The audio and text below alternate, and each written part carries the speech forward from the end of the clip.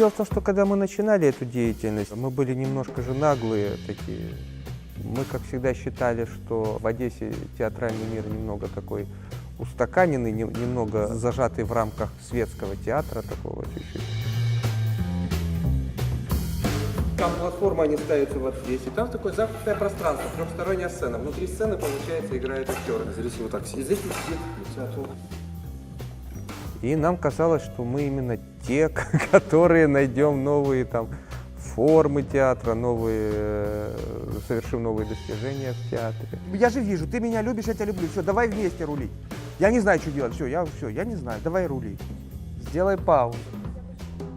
Потом уже, занимаясь непосредственно этой работой, я через несколько лет вдруг совершенно понял, что сейчас совершенно не важно искать новые формы, потому что новые формы понадобятся тогда, когда действительно общество там устаканится, привыкнет к чему-то очень сильно, перестанет там чувствовать процесс живого.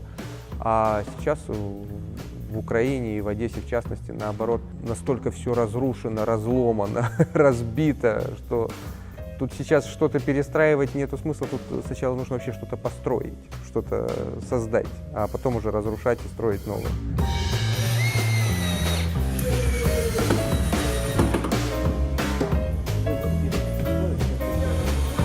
У нас самое главное только актер, все.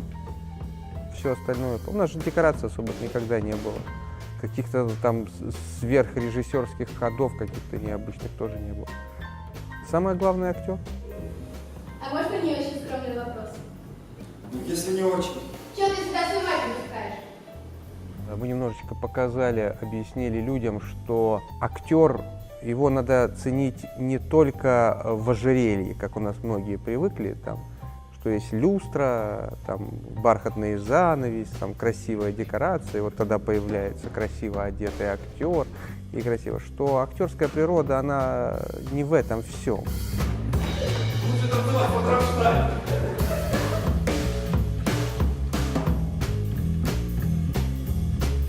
Большинство наших работ, так как у нас, по принципу театр бедный был, особенно эта маленькая сцена, у нас актер везде выходил вот без этого оформления, без этого обрамления. И я надеюсь, что многие зрители увидели, что без этих всех штучек актер тоже может быть магическим существом и творить чудеса. Приучите себя разговаривать свободно. Вы уже почти не говорите. Театр, он невозможен одинаковый везде.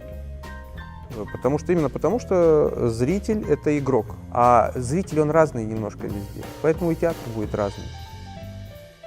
В любом государственном театре есть люди, которые решают, что будет ставиться, как ставится, кто будет ставить, кто будет играть. А у нас это все спонтанно, все на твоем желании основано.